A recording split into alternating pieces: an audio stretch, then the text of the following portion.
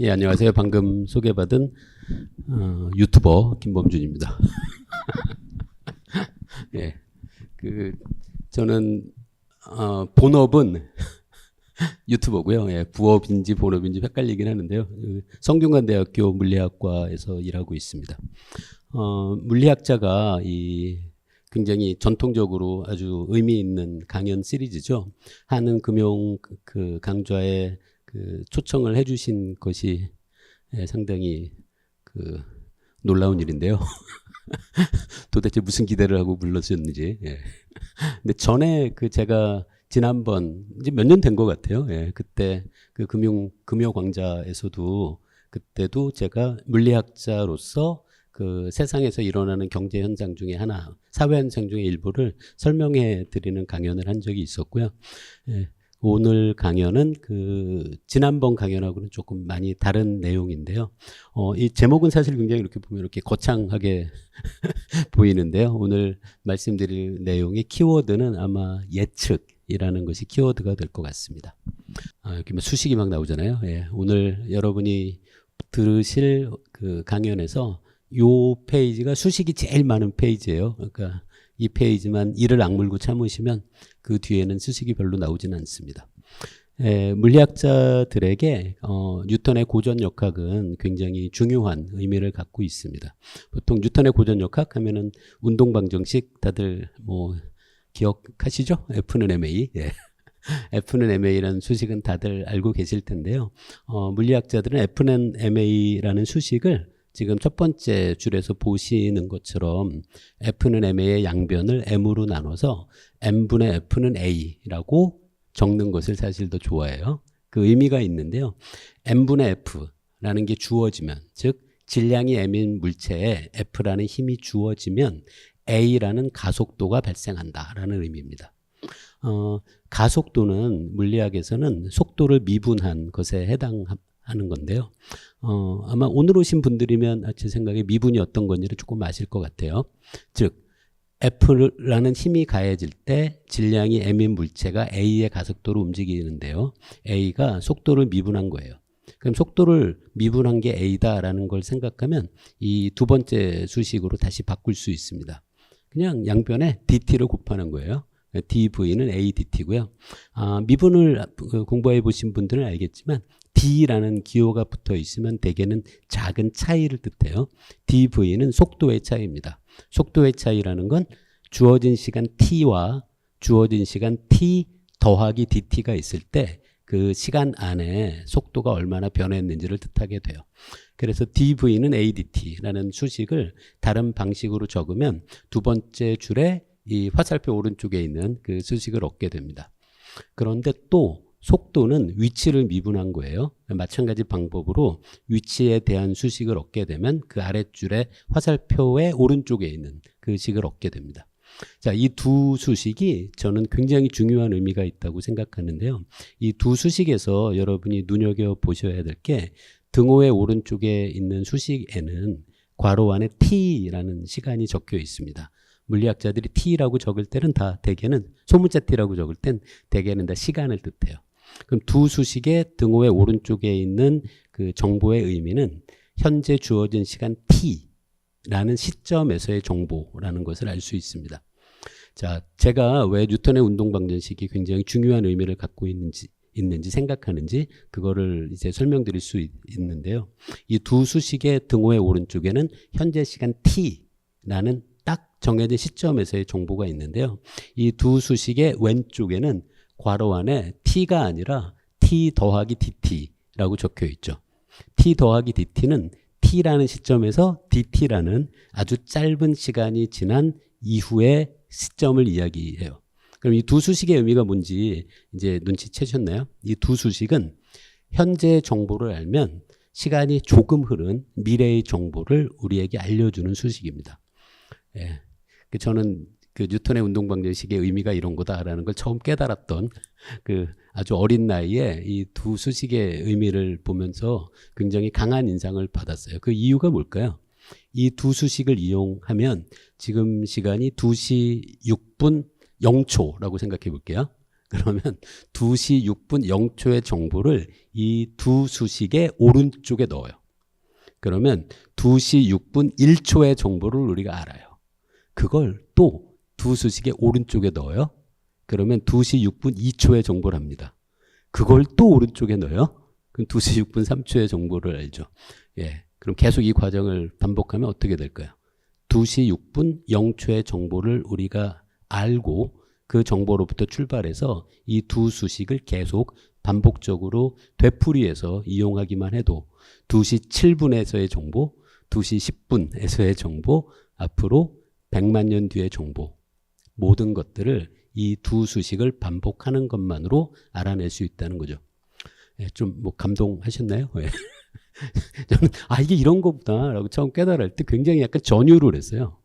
뉴턴의 운동 법칙이라는 걸 이용하기만 하면 현재의 정보에서부터 출발해서 아무리 먼 미래의 정보까지도 이 수식을 반복하기만 하면 우리가 얼마든지 알아낼 수 있다는 것을 이 뉴턴의 운동 방정식이 우리에게 알려주죠. 자, 그렇다면 이렇게 정해진 미래, 현재의 정보로부터 출발해서 우리가 알아낸 미래는 이 두 수식만 그냥 드립다 그냥 반복만 하는 거예요. 그러면 어떻게 될까요? 미래의 정보가 이미 현재의 정보로부터 결정되어 있습니다. 바로 이것 때문에 물리학자들은 뉴턴의 고전역학이 결정론적이다라고 얘기해요. 뉴턴의 운동 법칙은 우리에게 결정되어 있는 미래가 존재한다는 걸 알려줍니다. 과연 그렇다면 그 태양계의 미래도 결정되어 있을 거 아니에요? 예. 지금 여러분에게 보여드리는 이 화면은 제가 여러분에게 배포한 그 자료에는 간혹 빠진 페이지들이 조금 있습니다. 예, 지금 이 보여드리는 이 내용은 뭐냐면 모든 대학교 물리학과의 학생이라면 2학년 1학기 때 뉴턴의 고전역학을 다시 체계적으로 배우거든요. 그때 뭐 뉴턴의 중력법칙, 보편 중력법칙, 그리고 뉴턴의 운동방정식 같은 걸 배웁니다. 그거를 2학년 때 배웠을 때 요 두 수식을 이용을 해서 태양계를 컴퓨터 프로그램으로 구현해 봐야겠다라는 그런 생각을 했었어요. 대학교 2학년 때였던 것 같아요. 그래서 막 그 잡지를 뒤져갖고 한 잡지에 그 실린 표를 이용한 거예요. 이 표에는 이때가 1989년 12월이네요. 그때 그 당시에 각각의 태양계의 천체들이 어디에 있는지에 대한 정보가 실려 있는 표를 찾았어요. 이 표를 이용을 해서 제가 뉴턴의 중력 법칙과 뉴턴의 운동 방정식을 이용을 해서 이제 태양계를 설명하는 컴퓨터 프로그램을 작성한 적이 있습니다. 예, 이 컴퓨터 프로그램은 지금도 제 연구실에 있는데요. 이 컴퓨터 프로그램은 지금 여러분이 보고 계시는 저렇게 생긴 저장 매체에 담겨 있어서 지금은 다시 열어보지는 못합니다. 아마 나이가 저 정도 되시는 분들은 이 저장 매체 기억하실 것 같아요. 이 크기가 그 사람 손바닥 크기 정도예요. 예. 이게 플로피 디스크라고 불렸던 저장 매체인데요. 요즘은 이 플로피 디스크를 연결하는 그 장치가 거의 없어서 예, 제 연구실에 지금 요 디스크밖에 남아 있지 않죠. 이 디스크에 이 사진을 찍은 다음에 제가 재밌는 걸 찾았는데 여기 보면 미니 플로피 디스크라고 적혀 있습니다. 이게 엄청 작다는 뜻이에요. 예, 사람의 제 손바닥 크기 정도 되는 저장 매체인데요. 이게 엄청 작다라고 이렇게 뭐 자랑을 하는 문구가 적혀 있는데요. 이 저장 매체에 들어가는 이 저장 용량이 제가 기억하기에 1메가가 안 됩니다. 예, 근데 지금 여러분 주머니에 있는 USB에는 요즘 1테라가 들어가죠. 1메가와 1테라가 어느 정도 차이인지는 다들 아시겠죠? 이게 무지막지, 이게 어떻게 되죠? 10의 6승, 100만 배가 늘어난 거예요. 저장 매체가. 예. 근데 당시에는 1메가라는 어마어마한 양이 요 작은 손바닥만한 이 저장 매체에 들어가는 게 놀라운 일이어서 이게 미니 플로피 디스크라고 불렀던 재밌는 그 기억이 납니다. 자, 이걸 이용을 해서 제가 컴퓨터 프로그램을 실행한 결과를 출력한 프린트 용지는 저한테 있어요. 그런데 프로그램을 열어보지는 못하는데요. 이걸 갖고 제가 그 당시에 대학생 때 컴퓨터를 이용해서 태양계를 시뮬레이션을 해본 거예요. 나름 굉장히 그 심혈을 기울여서 태양계에 있는 행성뿐 아니라 헨리 해성도 이 안에 넣어서 계산을 했었습니다. 근데 지금도 이 컴퓨터 프로그램을 실행한 다음에 제가 본 이 컴퓨터 화면을 잊지 못하는데요. 어떻게 프로그램을 짠 거냐면 여기 보면 이렇게 각 천체들을 움직이는 궤적이 있잖아요. 그리고 거기 보면 작은 점들이 있습니다. 그 작은 점이 각각의 천체예요. 제가 프로그램을 실행해서 엔터를 딱 누르면은 왼쪽 아래에 보면 날짜가 적혀 있잖아요. 날짜가 계속 진행하면서 컴퓨터 화면에서 행성들이 이 궤적을 따라서 움직이는 걸 제가 눈으로 본 기억이 있어요. 여기 보면 헨리에성 궤도도 궤적도 있는 거 보이시죠? 이렇게 포물선처럼 이렇게 삥 돌아가는 이 헨리에성 궤도를 따라서 이 컴퓨터 프로그램이 진행하면서 헨리에성이 컴퓨터 화면으로 들어오는데요. 그게 제가 해보고 굉장히 재미있던 그 강한 인상을 받았던 게 헨리에성의 주기가 76년이에요. 그러면 제 컴퓨터 화면에 헨리에성이 날짜가 76년이 지날 때마다 컴퓨터 화면에 뿅 하고 들어옵니다. 그리고 스쳐 지나가서 이제 컴퓨터 화면에 안 보이다가 76년이 지나면 또 뿅 하고 다시 들어와요. 그런데 제 컴퓨터 프로그램 안에는 헨리에성의 주기는 76년이다라는 입력은 없습니다. 헨리에성의 주기가 76년인 건 뉴턴의 운동법칙 그리고 뉴턴의 중력법칙으로 만들어지는 결과인 거죠. 제가 어린 마음에 이 컴퓨터 화면을 보면서 와, 태양계가 정말 기계장치 같구나. 아주 규칙적으로 반복되는구나 라는 걸 보면서 굉장히 강한 인상을 받았던 기억이 납니다. 자, 그런데 제가 컴퓨터 프로그램을 작성해서 계산을 할 때는 어떻게 했었는지 잠깐 말씀드릴 수 있는데요. 예를 들어 헨리에성이 어떻게 움직이는지를 계산할 때는 태양이 헨리에성에 작용하는 중력은 넣어서 계산해요. 그런데 그 태양계 안에 목성도 있고 지구도 있고 다른 천체도 많잖아요. 다른 천체가 헨리에성에 작용하는 영향은 굳이 넣지 않고 계산한 겁니다. 보통은 그렇게 계산해도 굉장히 정확한 궤적을 얻어요. 자, 이걸 하면서 제가 말씀드린 것처럼 태양계가 기계장치처럼 안정적으로 진행되는구나라는 걸 봤었는데요. 근데 이제 질문을 더 해볼 수는 있죠. 과연 태양계가 안정적일까? 안정적인 것처럼 보였어요. 그 이유는 제가 헨리에성의 궤적을 계산할 땐 태양의 중력만을 넣기 때문이에요.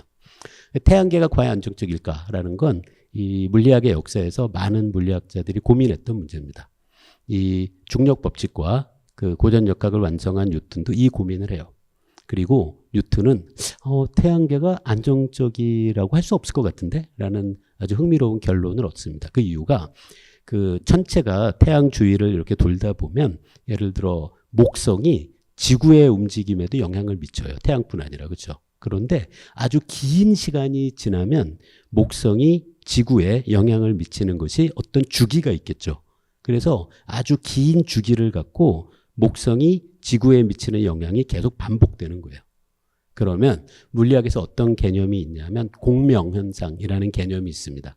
아무리 약한 힘이더라도 규칙적으로 주기적으로 끊임없이 계속 반복하다 보면 그 물체의 운동의 그 크기가 점점 커질 수 있다라는 걸 알려주는 게 공명이라는 현상이에요. 뉴턴은 이 공명현상을 생각하면서 지구가 태양 주위를 지금까지 뭐 수십억 년 안정적으로 그 안정적인 궤도를 따라서 움직였다고 해서 앞으로도 영원히 안정적인 궤도를 유지한다고 할 수는 없다라는 걸 깨달아요. 근데 뉴턴을 비롯한 당대의 과학자들은 지금 당연히 그때는 그 종교가 굉장히 큰 역할을 할 때였잖아요. 뉴턴은 그래서 묘한 아이디어를 제안합니다. 태양계는 안정적이지 않다. 공명효과 때문에. 하지만 태양계의 안정성이 이제 훼손될 때쯤 되면 신이 개입해서 태양계의 행성의 궤도를 다시 안정적으로 만들 거다라는 생각을 얘기합니다. 근데 뉴턴하고 그 당대에 경쟁했던 독일의 물리학자 라이프니츠는 그 뉴턴의 말에 비판을 해요.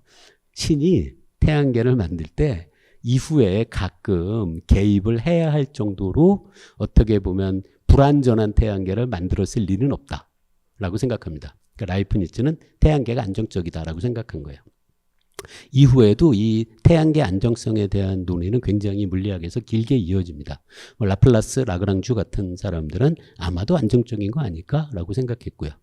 이 태양계 안정성 문제에서 흥미로운 사건이 벌어집니다. 그게 스웨덴의 오스카르 2세 그 국왕이 그 문제를 내요. 유럽의 과학자들을 대상으로. 그때는 이렇게 왕 정도 되면 아주 멋있었던 것 같아요. 그러니까 과학 문제를 출제한 거예요. 그리고 그 문제에 대한 답을 가장 먼저 제출하는 사람에게 상금을 주겠다라고 어떻게 보면 이렇게 공개 문제를 만든 거죠. 그 오스카르 2세가 낸 문제가 바로 이거였어요. 태양계의 안정성을 증명해라. 이 문제에 여러 과학자가 답을 찾고자 시도하다가 결국 이 문제에 대한 논문을 제출해서 상금을 받아간 사람이 푸엥카레입니다.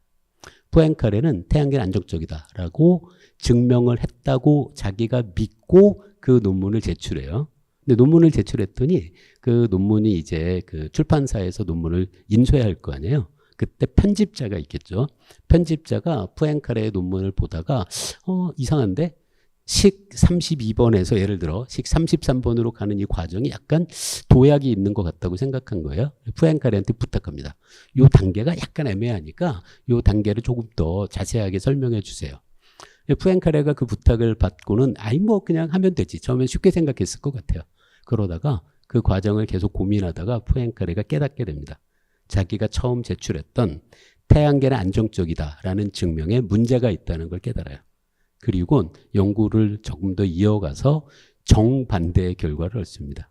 태양계의 안정성을 증명할 수 없다라는 결과를 얻죠.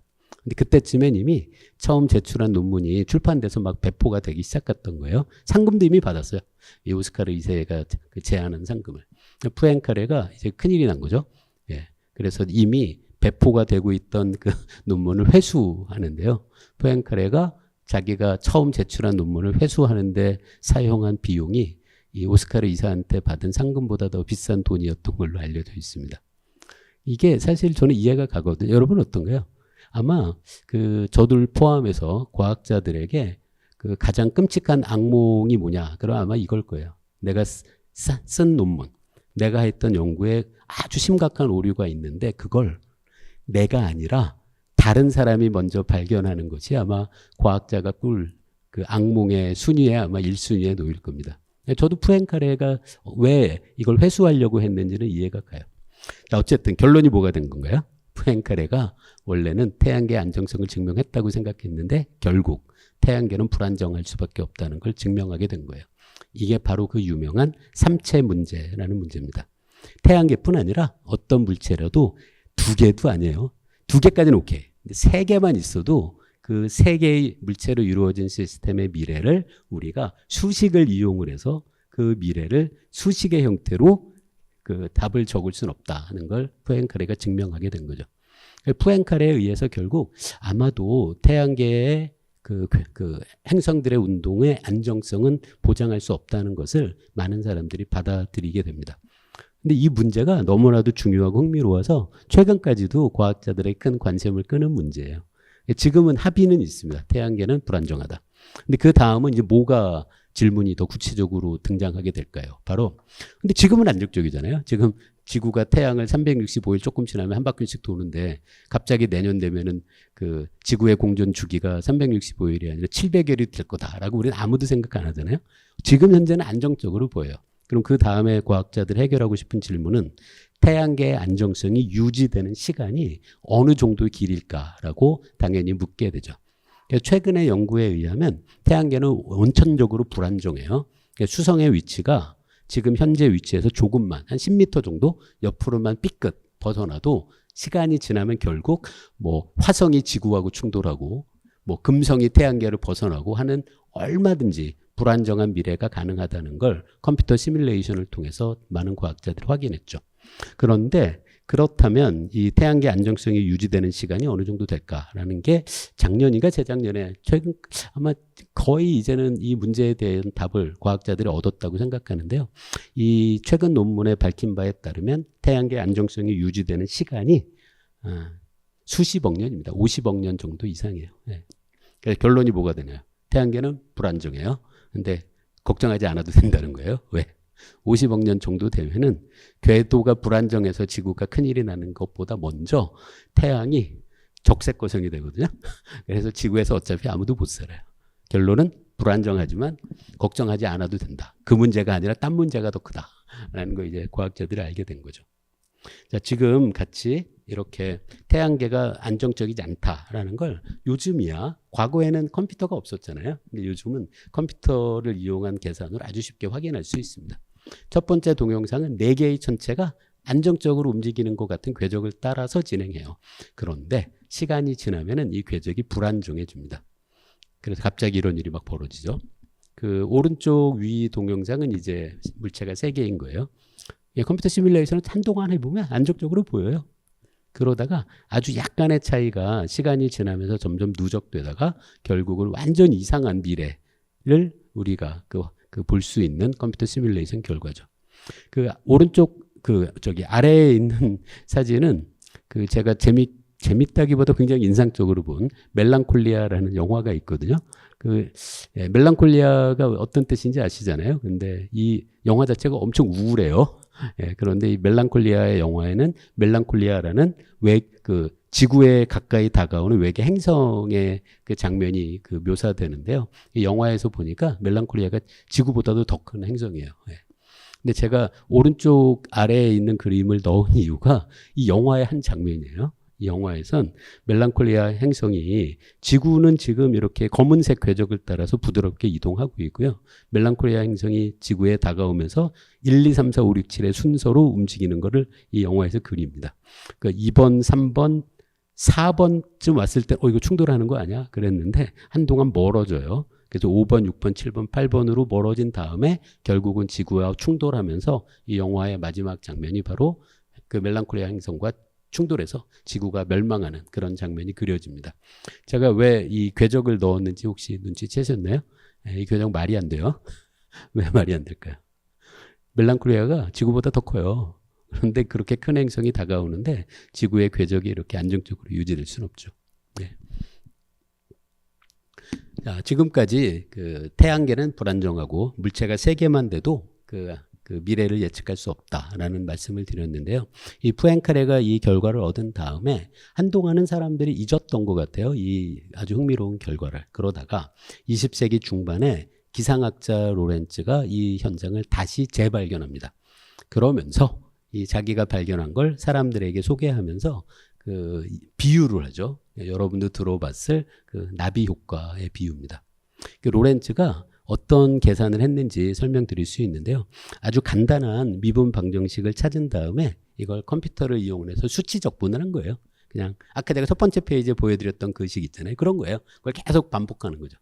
그렇게 반복하는 계산을 이어가다가 로렌츠가 처음에는 계산을 쭉 이어가다가 도중에 딱 멈춰요. 그리고는 멈춘 시점에서 컴퓨터 메모리 안에 있는 숫자를 자기가 가지고 있던 프린터로 출력합니다. 그렇게 해서 프린터 종이에 찍힌 숫자가 0.506이에요. 그 다음엔 방금 멈췄던 수치 적분 멈춘 그 단계 다시 프린터에 찍힌 0.506을 다시 키보드로 입력을 해서 계산을 이어서 했어요. 그게 첫 번째입니다. 첫 번째 방법은 계산하다가 잠깐 멈추고 종이에 숫자 프린트한 다음에 프린트된 종이에 있는 숫자를 다시 입력해서 계산을 이어갔다. 그게 첫 번째예요. 두 번째는 도중에 멈추지 않고 그냥 처음부터 끝까지 한 번에 이어서 한 겁니다. 그러니까 언뜻 생각하면은 두 결과가 다를 것이라는 게 좀 상상이 안 되죠. 차이가 없잖아요. 처음은 잠깐 멈추고 종이에 출력했다가 출력된 종이에 있는 그 숫자를 다시 입력해서 이어했을 뿐인데 그냥 처음부터 끝까지 한 번에 이어서 한 계산과 결과가 많이 다르다는 걸 로렌츠가 깨달아요. 그래서 이 페이지에서 왼쪽 위에 있는 이 그래프가 있잖아요. 저기 정말 유명한 그래프예요. 처음에는 두 선이 거의 같이 움직이죠. 그러다가 시간이 지나면 굉장히 차이가 벌어지는 걸 볼 수 있잖아요. 로렌츠가 바로 이걸 발견한 겁니다. 이게 왜 이 현상이 일어났는지도 로렌츠가 고민해요. 그리고 찾아낸 게 종이에 출력한 숫자는 0.506인데 그 시점에 실제 컴퓨터 메모리 안에 들어있던 숫자는 0.506127이었어요. 그럼 어떻게 해야 되는 걸까요? 두 숫자의 차이는 0.0001 밖에 안 돼요. 아주 작죠. 아주 작은 차이가 있는데도 시간이 지나면서 완전히 다른 결과를 만들어낼 수 있다라는 걸 로렌츠가 찾은 거죠. 이 현상을 로렌츠가 학회에서 사람들에게 소개하면서 말씀드렸던 그 나비 효과라는 용어를 사람들에게 알리게 되죠. 이 나비 효과가 어떤 비유였냐면 브라질에서 나비가 날개를 퍼덕이면 그 미국의 텍사스에 토네이도가 발생할 수도 있다라는 이야기를 이 로렌츠가 소개합니다.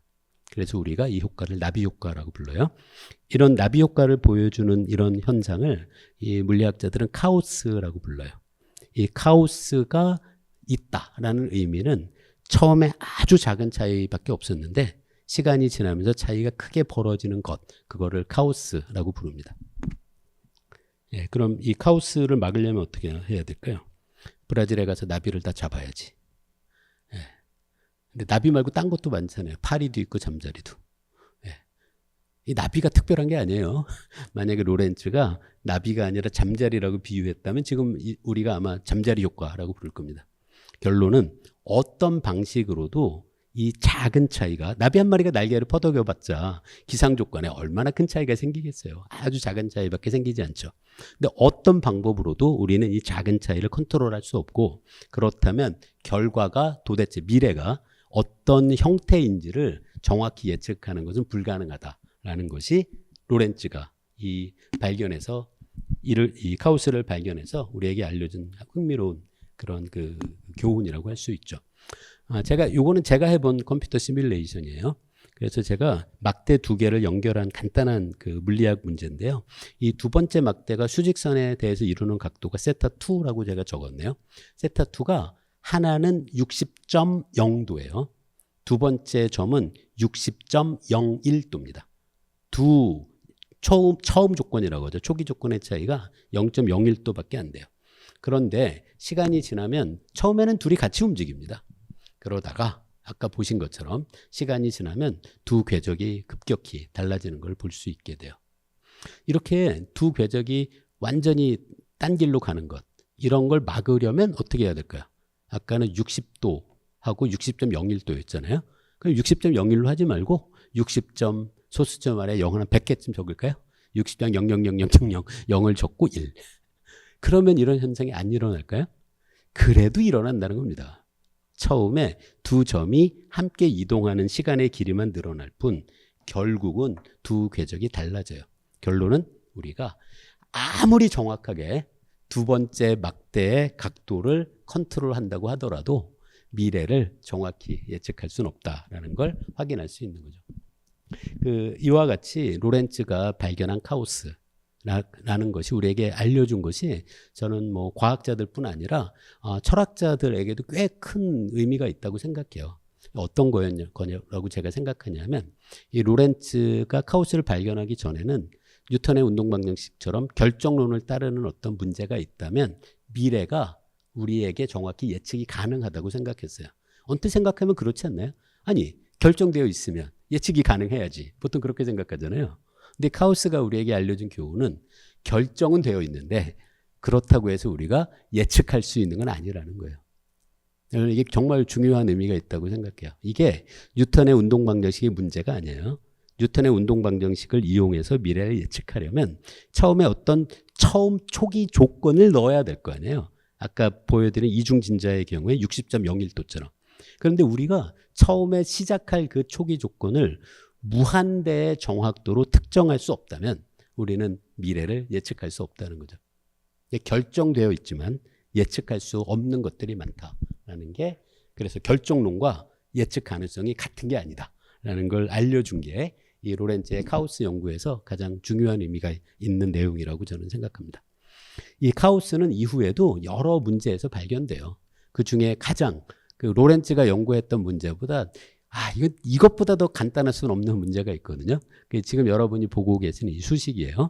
이걸 어떻게 생각하면 되냐면 xn은 n번째 해에 토끼가 몇 마리다라는 거예요. 그 xn을 이 수식의 오른쪽에 넣어요. 그럼 뭐 그냥 2차식이잖아요. 계산하면 xn 플러스 1이 얻어져요. 그건 다음에 토끼가 몇 마리냐요.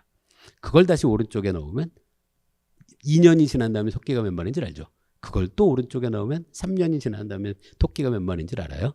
결론은 이 간단한 이 수식으로 우리가 계산해내는 미래의 토끼 마리수는 이 한 줄의 수식으로 이미 결정되어 있습니다. 결정되어 있죠. 예. 그런데 결정되어 있다고 해서 예측할 수 없다라는 건 이 문제에서도 똑같이 발견됩니다. 지금 여러분이 보고 계시는 이 그래프는 가로축은 이 토끼 마리수가 어떻게 시간에 따라서 변하는지를 보여주는 이 수식에서 R이에요. 이게 토끼의 증가율처럼 생각하면 됩니다. R을 바꿔가면 최종적으로 토끼가 몇 마리가 될까 하는 걸 로버트 메이라는 그 영국의 과학자가 이거를 단지 종이와 연필로만 계산을 해서 1976년에 발표한 논문이에요. 논문에 있는 그림입니다. 근데 여기 보면 R 값이 3.5에서 뭐 한 3.8 그 정도 사이에는 빈칸이잖아요. 이때는 그 로버트 메이가 컴퓨터를 이용한 게 아니에요. 어떤 수식 계산을 통해서 이 그래프를 얻었는데 그 중간에 비어있는 부분이 있죠. 이 비어있는 부분이 도대체 뭔가는 이제 이후에 컴퓨터를 이용한 계산이 발전하면서 밝혀지게 됩니다. 이 비어있는 데가 용이 사는 데예요. 예. 그러니까 히어비 드래곤스가 뭐냐면 그 유럽 사람들이 이제 전 세계로 대항해 시대가 시작될 때쯤엔 아직 가보지 못한 바다를 생각하면서 거기에는 괴물이 산다라고 믿었던 적이 있잖아요. 그때 지도에 요 표현이 있습니다. 여기는 용이 사는데, 괴물이 사는데. 근데 정말 요 가운데 부분은 괴물이 사는데요. 그 가운데 부분을 이젠 컴퓨터 프로그램을 이용해서 다 채울 수 있죠. 채워놓고 보면 토끼 증가율이 R이고 그게 가로축이에요. 이 토끼 증가율 R 값이 어느 영역에 있을 때는 이 첫 번째 큰 그림을 보면 세로축 방향으로 점들이 꽉 차 있는 걸 볼 수 있죠. 그게 무슨 뜻이겠어요? R 값이 딱 그 값일 때는 토끼가 도대체 먼 미래에 몇 마리가 될지가 한 값이 아니에요. 이 세로축으로 꽉 차 있다는 얘기는 미래에 토끼가 몇 마리일지를 모르는 영역이 바로 R 값이 딱 그 위치일 때인 거죠. 그래서 이런 영역이 바로 앞에서 말씀드린 카오스가 있는 영역입니다. 이 카오스가 있는 문제에 대해서 흥미로운 사실들이 있어요. 그걸 카오스를 보이는 문제를 적당한 방법으로 이런 방식으로 그래프로 그리면 놀랍게도 이 전체 그래프의 일부분을 확대하면 전체와 모습이 거의 똑같아집니다. 지금 제가 이 그래프에서 여기 분홍색인가요? 보라색인가 어쨌든 그 작은 박스를 확대한 게 오른쪽 위 그림이고요. 그 두 번째 그림의 일부를 확대한 게 오른쪽 아래 세 번째 그림이에요. 한번 생각해 보세요. 제가 이 그래프 한 장을 보여드려요. 그런데 가로축에 R 값이 얼마고 세로축에 이 값이 얼마인지를 다 지우고 그냥 그림만 본다고 생각해 보세요. 그럼 여러분은 절대로 그림 한 장을 보면서 이게 전체인지 아니면 작은 부분인지를 우리가 찾아낼 수는 없죠. 그래서 이런 현상을 갖고 있는 것을 제가 있는 통계물리학 그리고 비선형 동력학 분야에선 이런 구조를 프랙탈이라고 부릅니다. 프랙탈은 자기가 자기를 닮았어요. 아까 얘기한 그거죠. 전체가 부분을 닮았습니다. 그리고 척도불변이라는 의미는 사진 한 장만으로는 이게 전체인지 일부분인지를 알 수 없다라는 그런 뜻이에요. 제가 이 프랙탈 얘기를 꽤 재밌어해서 제가 이런 걸 이미지를 찾을 때마다 이렇게 저장해 놓거든요. 예. 지금 보고 계시는 이 곰돌이 인형은 프랙탈을 닮았습니다. 왜 그럴까요? 곰돌이의 팔이 곰돌이에요. 그 곰돌이의 팔이 곰돌이에요. 예, 더 할 수도 있었겠지만 인건비 때문인지 3번 하고 멈췄네요. 어쨌든 이게 프랙탈 곰돌이라는 걸 금방 볼 수 있죠. 부분이 전체를 닮았고요. 사진 한 장만으로는 전체인지 부분인지는 알 수 없다라는 게 프랙탈이 갖고 있는 특성입니다.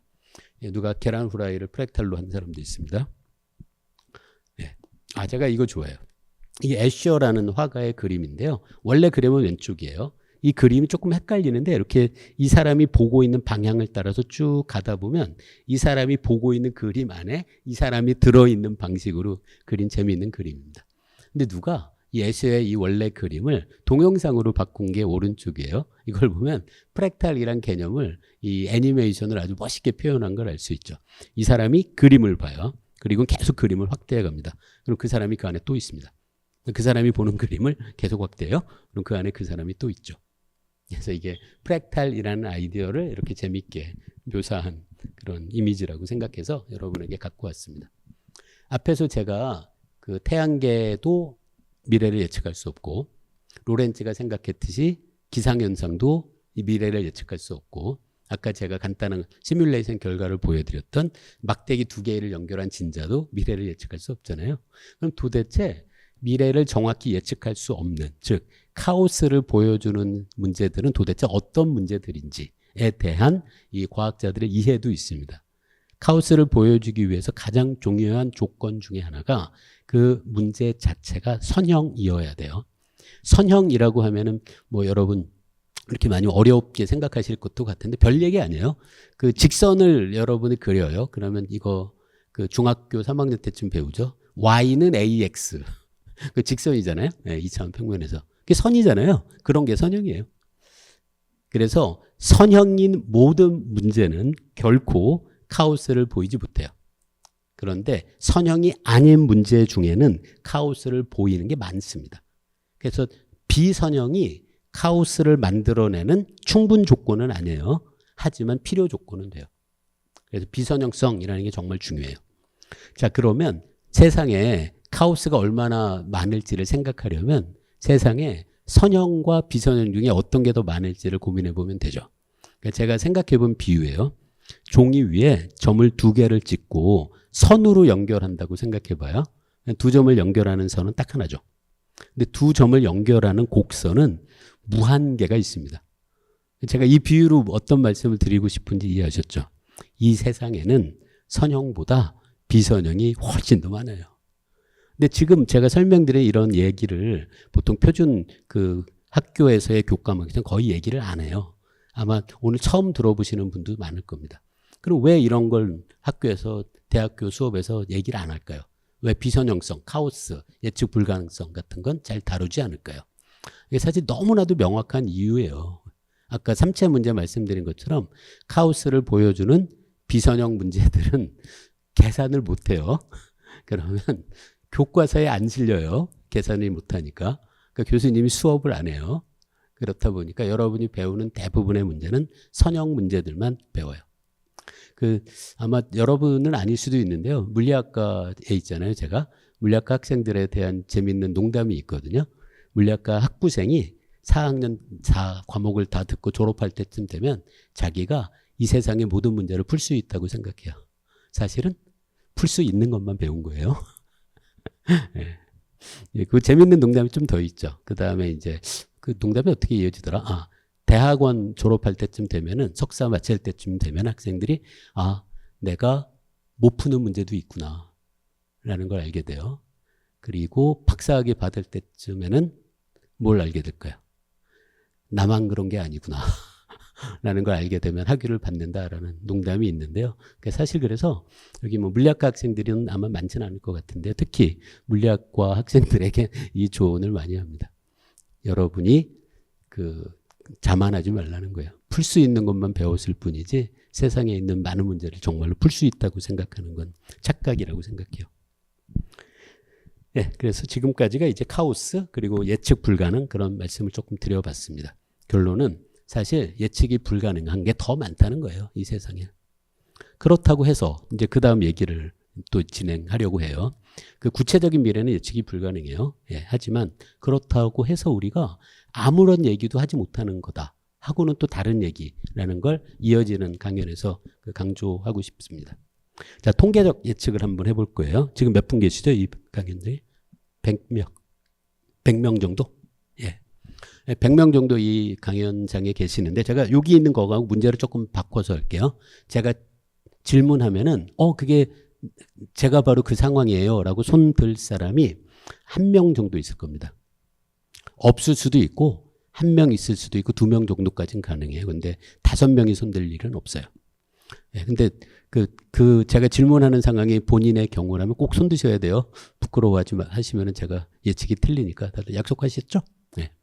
질문 뭐냐 하면 결혼하신 분이라면 본인과 배우자를 생각하시고요. 결혼하지 않은 분이라면 어머니와 아버지를 생각하세요. 질문은 부부가 둘 모두 혈액형이 AB형인 분들 손 들어보세요. AB형. 한 분, 두 분. 두 분이죠? 예, 두 분. 예. 오늘 좀 잘 맞췄는데요. 그죠? 예. 제가 어떻게 맞췄을까요? 아주 간단해요. 우리나라의 혈액형 AB형의 비율이 10% 정도예요. 그럼 어떻게 했는지 아시겠죠? 예. 혈액형 AB형인 남성이 혈액형 AB형인 여성과 만나서 결혼할 확률은 100분의 1밖에 안 되잖아요. 여러분이 100명이니까 한 명이 기대값이죠. 근데 2명이 돼도 돼요. 왜?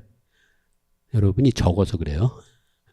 여러분이 100명이 아니라 10,000명, 10만 명으로 늘어나면 1%, 100분의 1에 점점 가까이 다가서겠죠.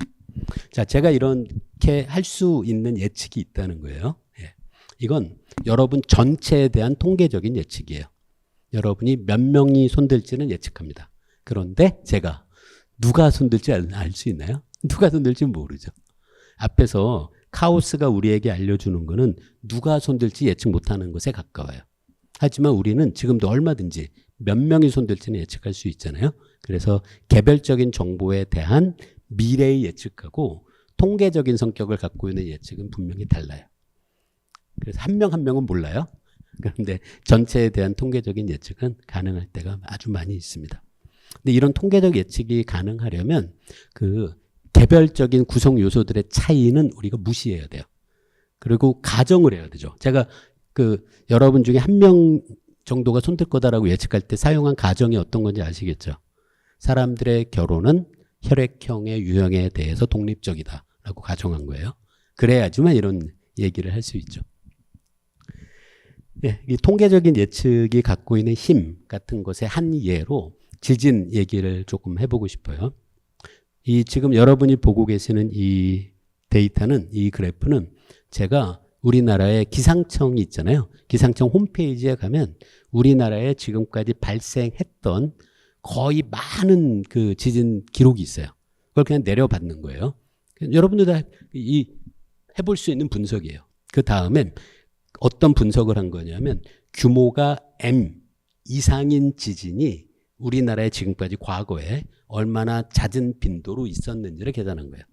그래서 이 그래프는 가로축은 지진의 규모, 세로축은 그 규모 이상의 지진이 몇 년에 한 번꼴로 발생했는지 빈도를 시간으로 표시한 거예요. 여기서 제가 계산을 여기 그 밑에 적혀 있는 거 보세요. 규모가 6.5 이상인 지진. 이 얼마 몇 년에 한 번꼴일까? 그러면 이 그래프에서 아주 쉬워요. 가로축에서 6.5를 딱 고르세요. 그리고 수직선을 위로 그어요. 그럼 녹색선하고 만나는 데가 있을 거 아니에요? 그걸 다시 가로축으로 연장해서 세로축 가로 방향으로 연장해서 세로축에 어디하고 만나는지만 보면 돼요. 이걸로 분석하면 우리나라에서 규모가 6.5 이상인 지진은 약 120년에 한 번꼴입니다. 그런데 그렇다고 해서 규모 6.5 이상인 지진이 언제 일어날지 예측한 건 아니에요.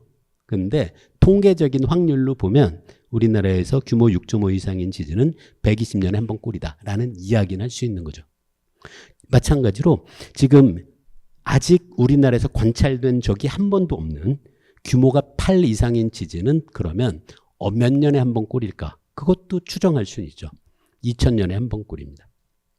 자, 그런데 이건 앞에서 말씀드렸던 구체적인 예측이 전혀 아니에요. 이 방법으로는 내년에 규모 7 이상의 지진이 뭐 언제 일어날까 아무런 예측을 못해요. 하지만 그렇다고 해서 이런 통계적인 추정, 통계적인 예측이 아무런 가치가 없는 것은 아니죠. 예를 들어 제가 뭐라고 할까요? 제가 돈은 없지만 돈 많다고 가정할게요. 그래서 큰 건물을 져요. 근데 저는 건물을 지면서 그래도 이 건물을 그래도 한 100년은 쓰고 싶어요. 그러면 내진 설계를 해야 될 거 아니에요? 내진 설계의 기준을 설정하려면 이런 데이터를 이용해야 돼요. 100년 쓸 건물인데 규모 뭐라고 할까요? 5 정도를 버티는 내진 설계를 했다. 그럼 큰일 나요. 규모 5면은 어떻게 되나요? 우리나라에서 몇 년에 한 번꼴이에요. 그럼 100년을 못 버텨요. 그런데 100년 쓸 건물인데 내진 설계 그 기준을 규모 8 이상으로 했다. 그럼 어떻게 보면 약간 과한 거죠. 그죠? 그래서 이런 통계적인 추정이 우리에게 도움을 줄 수 있는 여지는 굉장히 많아요. 그러니까 이런 경우에는 저는 예측하지는 못해요. 지진이 언제 어디서 일어날지. 하지만 우리가 지진에 대비를 하려면 이런 통계적인 분석이 꼭 필요하다고 저는 생각합니다. 자, 이제 오늘 남은 시간에는 이제 드디어 그 주식에 대한 이야기를 할 거예요. 예.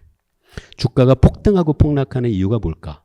아주 재밌는 카툰을 전에 봤습니다. 맨 위쪽을 먼저 보세요. 그러면 왼쪽에서 한 사람이 전화 통화를 하고 있어요. 그러면서 어떤 대화를 나누냐면, 이 주식 진짜 괜찮을 것 같은데? 라고는 이야기를 듣습니다. 엑셀이라는 그 영어 표현을 썼네요. 근데 옆에서 언뜻 들은 사람이 엑셀이라고 얘기를 하니까 그게 전달되면서 셀이라고 듣는 거예요. 그럼 어떻게 될까요, 사람들이? 셀? 팔라고? 오케이. 그래서 막 팔아요. 그럼 이제 주가가 떨어집니다. 이 주가가 계속 떨어지다 보니까 이제 어떤 일이 벌어지냐면 다 셀하고 막 미친 듯이 막 그 사람들이 매도를 하니까 한 사람이 모자를 쓰면서 아, 이거 진짜 미친 짓이야. 난 더 이상 못 참겠어. 이제 난 갈래. 굿바이. 그랬더니 굿바이에 바이를 드는 거예요. 그럼 사람들이 또 바이를 외치면서 그 주식을 사려는 사람들이 많아지니까 주가가 오르겠죠. 그래서 아주 재밌게 이게 저는 비유인데 아주 재밌는 그 교훈이 있다고 생각해요. 주가의 오르고 내림이 그 회사의 어떤 펀더멘탈의 어떤 아주 그 근본적인 변화가 없더라도 얼마든지 사람들 사이의 연결에 의해서 주가의 폭등과 폭락이 일어날 수도 있다라는 걸 표현하는 아주 재밌는 그 사파입니다. 자, 주식 얘기를 조금 해보려고 하는데 이런 얘기 좀 들어보셨죠? 이동평균선. 뭐 장기 이동평균선과 단기 이동평균선을 비교해서 무슨 뭐 골드 크로스 뭐 그런 얘기 하잖아요. 좀 실망을 드려야 될 것 같은데 그거 다 거짓말입니다. 자, 이걸 딱 보면 잠깐만 이게 단기 이동평균선이 위로 솟구치기 시작하네. 사야지. 예. 근데 떨어져요. 예. 이 장기 이동평균선과 단기 이동평균선을 보면 사람들이 자꾸 이 주가 변동에도 추세가 있다고 생각하게 돼요. 근데 너무나도 흥미롭게 우리 인간은 없는 거를 보는 존재들이에요. 제가 화성에 얼굴 사진을 넣은 이유가 그겁니다. 주가 변동에는 추세가 없어요. 그런데 우리는 없는 추세를 자꾸 보면서 이 주가는 오르는 추세다. 내리는 추세다라고 착각하는 거죠.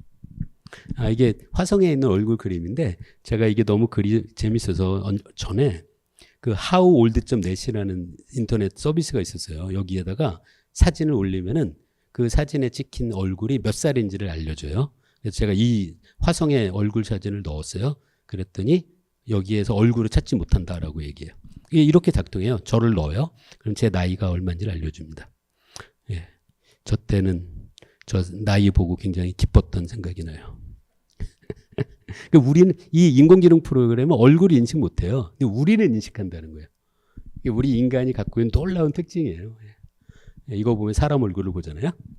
예, 그냥 피망이에요. 여기 사람 얼굴이 왜 있겠어요, 그죠? 근데 우리는 이걸 보면서 사람 얼굴을 보는 존재죠. 앞에서 제가 주가는 추세가 없다라고 말씀드렸는데요. 그냥 이걸 물리학의 용어로 이야기하면 주가의 움직임이 관성이 있느냐하고 똑같은 문제예요. 관성이라는 게 물리학에 있잖아요. 예, 한번 움직이면 밖에서 뭘 하지 않으면 안 멈춘다. 그게 관성이에요. 주가에 관성이 있는지 없는지는 아주 쉽게 실제 주가 변동의 데이터를 갖고 확인해 볼 수 있습니다. 확인해 본 거예요. 결론만 말씀드리면 주가의 오르내림은 딱 하루만 지나도 어제 주가의 오르내림과 오늘 주가의 오르내림 사이에 상관관계가 0이 돼요. 하루만 지나도. 관성이 있다면 뭐 일주일 내내 올랐으면 오늘도 오르는 것이 당연히 더 등장하겠죠. 그걸 관찰할 수 있을 거 아니에요. 그럼 이런 그래프를 그리면은 두 번째 날에 이 상관관계가 0으로 떨어질 리가 없죠. 주식가에는 상관관계가 시간에 대한 상관관계가 급격히 사라집니다. 주가에는 관성이 없어요. 네. 앞에서 제가 이동평균선을 믿지 말아라 라고 한 게 요건데요. 이동평균선을 먼저 구해요. 그 다음에 이동평균선을 갖고 시간에 따라서 상관관계가 얼마나 지속되는지를 측정해 본 거예요. 그럼 너무 당연해요. 20일 이동평균선이 시간이 지나서 상관관계가 있는 시간은 20일까지예요. 왜요? 20일 모아서 평균 냈으니까. 그래서 20일 평균 이동선은 21일째부터는 아무런 의미가 없어요. 그런데 평균을 내서 보니까 마치 스무스하게 주가가 오르거나 내리는 추세가 있다고 착각하는 거죠. 예. 그 주식을 갖고 누가 제안한 사기치는 방법이에요. 예. 이거 직접 해보시면 안 돼요. 예. 어떤 건지 설명드릴게요. 제가 여러분의 그 모든 메일 주소를 수집해서 512명에게 메일을 보내는 거예요. 그러면 딱 회사를 찍어요. A라는 회사가 내일 주가가 오를 겁니다. 그런데 나머지 512명에겐 내일 주가가 내릴 겁니다. 라고 보내요. 절반에겐 오른다. 나머지 절반에겐 내린다. 그리고 오늘 있다가 보는 거예요. 오늘 올랐네? 그럼 내일은 어떻게 하면 될까요? 그 전날 주가가 내린다 라고 했던 그 메일을 보낸 사람들에게 메일을 보내지 말고 주가가 오른다 라는 메일을 보낸 512명의 절반에게는 그 다음 날도 오를 겁니다 라고 보내는 거예요. 나머지 절반에겐 그 다음 날은 떨어집니다 라고 해요.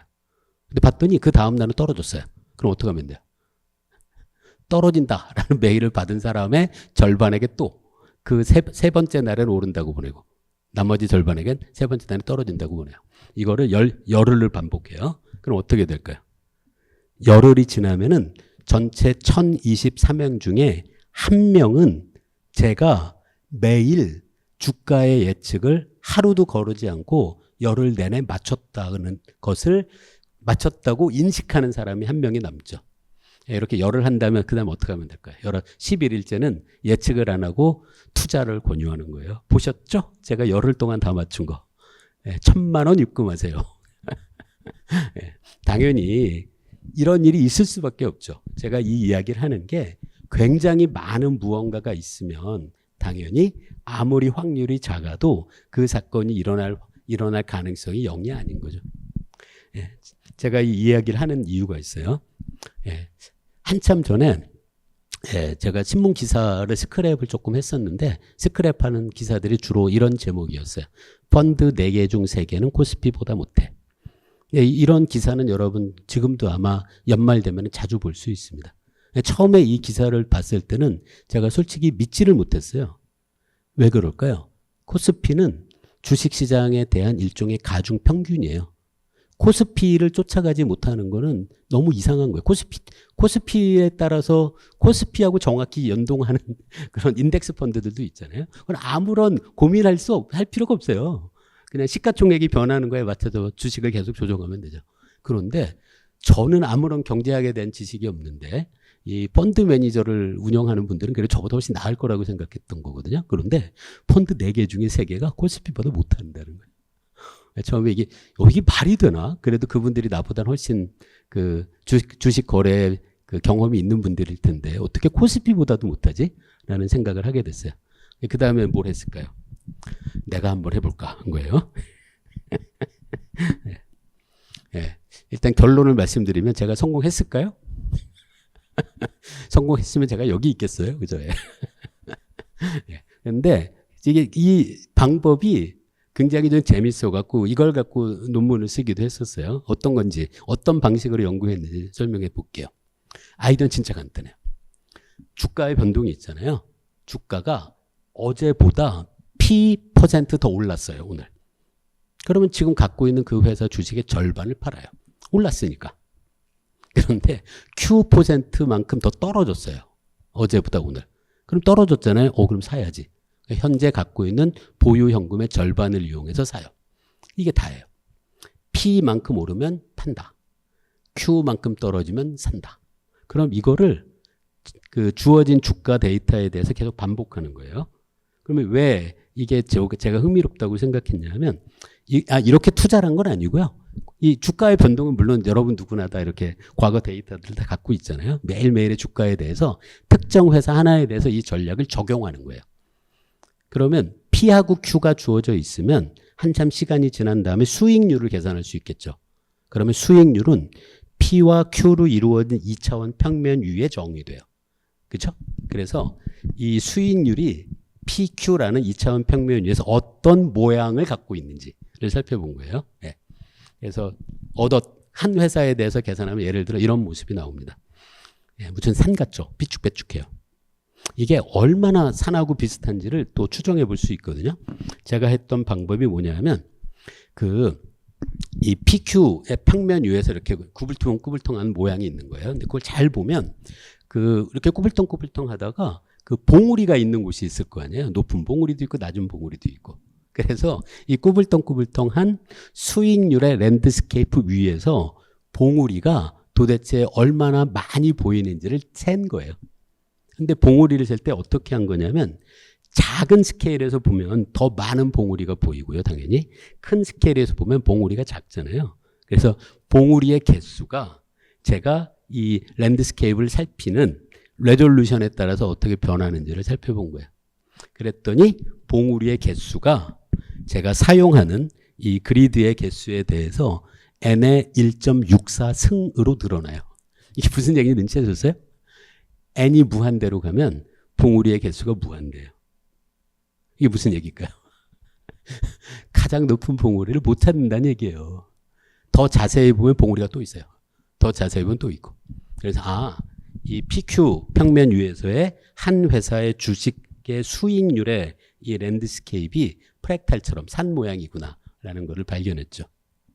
네, 그 다음에는 어차피 컴퓨터 프로그램이니까 그 다음에 어떻게 비교를 한 거냐면 그 왼쪽 위는 그 회사의 그 어떤 전체 기간이 있으면 앞부분 전반에 대해서 구한 이 수익률의 랜드스케이프예요. 그 다음에는 다른 회사는 어떻게 되지? 하고 계산한 게 왼쪽 아래예요. 완전히 다르죠. 모습이.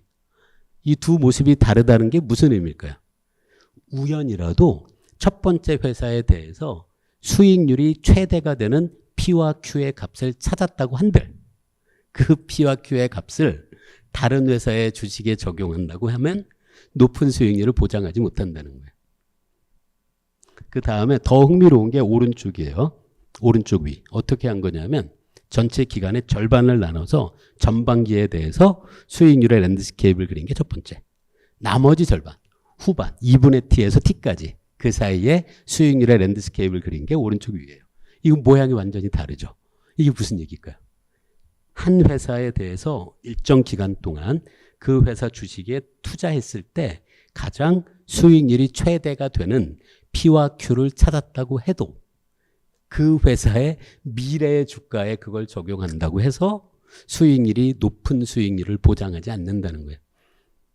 네, 제가 전달하고 싶었던 이야기가 좀 전달됐는지는 잘 모르겠는데요. 결론은 최적의 투자 전략이 있다고 한들 그 전략을 한 회사에 찾아서 다른 회사에 적용한다고 해서 수익률이 보장되지 않는다. 특정 기간 안에서 그 회사의 수익률이 최대가 되는 PQ 값을 찾았다고 한들 그 회사의 미래의 주가에 적용한다고 해서 높은 수익률이 보장되지 않는다는 거예요. 물론 이거는 현실에서 이렇게 투자하는 펀드 매니저는 없겠죠. 훨씬 아마 고도의 전략을 사용할 거예요. 그런데 P와 Q라는 딱 두 개의 파라미터로 수익률을 정의하는 이런 물리학의 방법을 이용하면 주식 투자 전략의 안정성을 우리가 공간적인 의미, 한 회사와 다른 회사를 비교할 수도 있고요. 한 회사의 과거와 미래를 비교할 수도 있죠. 그런데 최적 수익을 내는 전략은 안정적이지 않다라는 것은 명확한 결과라고 생각해요. 그러면 이제 주식 투자에서 돈을 벌지 못하느냐? 그건 아니에요. 제가 이 논문을 쓸 때 살펴본 가장 단순한 전략이 있거든요. 솔직히 이거는 그냥 누구나 할 수 있는 전략이에요. 뭐냐면 주식을 사요. 그걸 장롱에 넣어요. 그리고 한 30년 뒤에 열어봐요. 그걸 멋있는 용어로는 buy and hold 전략이라고 해요. 그냥 사서 장롱에 넣는 전략. buy and hold 전략이 얼마나 수익률이 높은지도 생각해 봤거든요. 그런데 생각보다 꽤 높아요. buy and hold 전략이 미국의 가장 안정적인 자산으로 보통 얘기하는 미국 국채 수익률보다 훨씬 높아요. 간혹 그런 얘기 들어보셨죠? 인디안이 미국 사람들에게 맨해튼을 팔잖아요. 그러면서 다들 뭐라고 하나? 그걸 팔지 말고 지금 갖고 있었으면 당신들이 진짜 부자가 됐을 텐데 그 땅을 그때 판 전략, 판단이 정말 멍청했다라고 하는 얘기 들어보셨죠?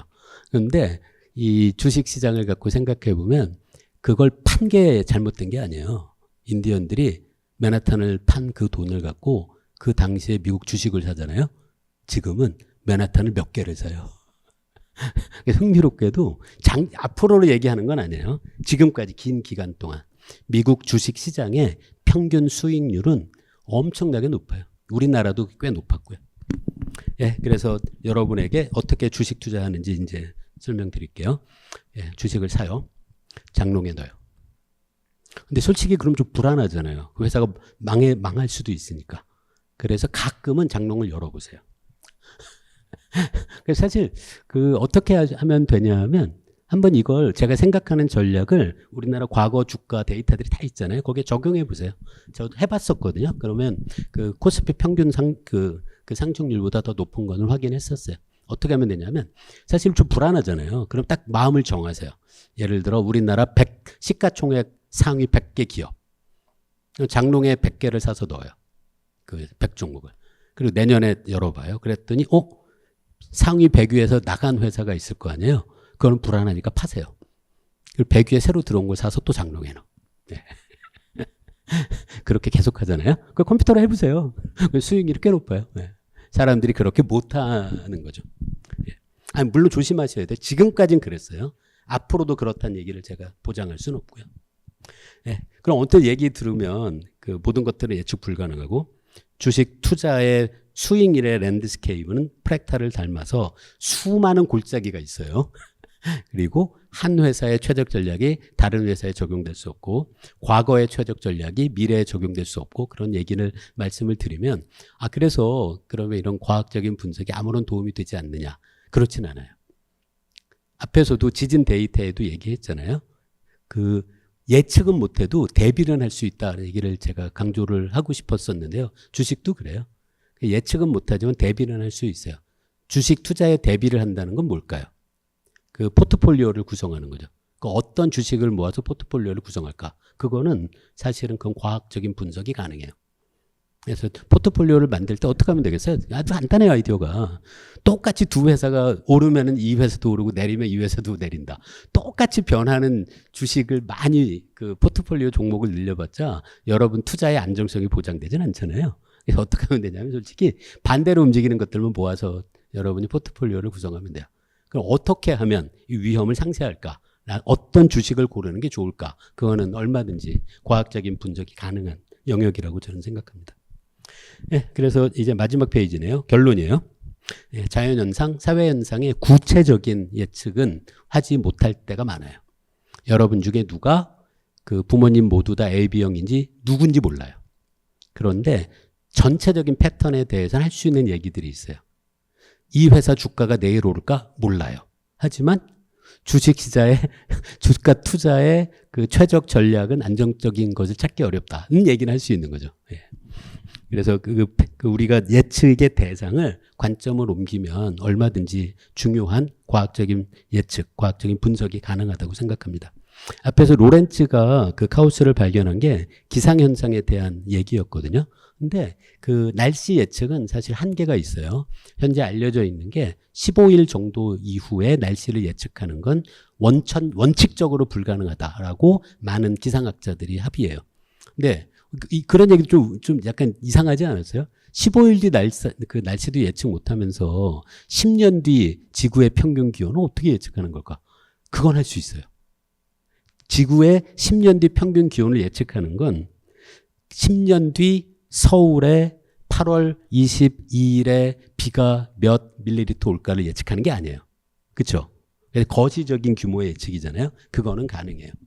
그래서 그 제가 존경하는 그 기상학자죠. 조천원 선생님이 책에서 재미있는 비유를 얘기하더라고요.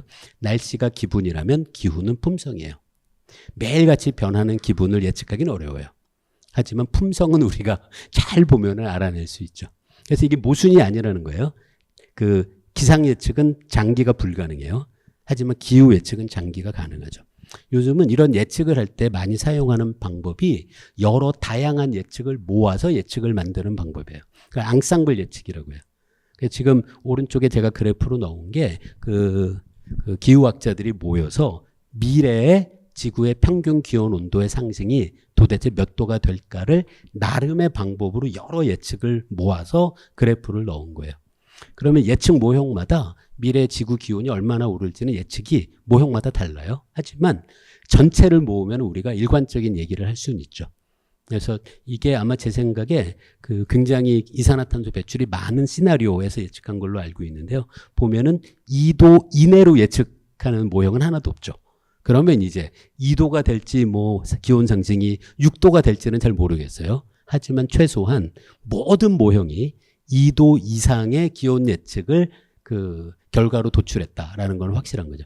이런 방식으로 요즘은 굉장히 불확실한 미래를 예측할 땐 개별적인 여러 예측을 모아서 앙상블을 모아서 예측하는 그런 기법도 많이 사용하고 있습니다. 그 앞에서 지진 얘기를 한 것도 그렇고요. 그리고 주식시장에서의 제 그 투자의 실패 스토리를 얘기한 것도 그렇고요. 모든 예측은 저는 그건 그 어떤 구체적인 예측의 중요성보다는 그런 예측을 이용을 해서 대비를 하는 방법을 찾는 것. 그런 의미로서의 예측은 지금까지도 그렇고 앞으로도 우리 사회에서도 점점 더 중요해질 거라고 생각합니다. 예, 그럼 제 오늘 얘기는 여기서 마치겠습니다. 고맙습니다.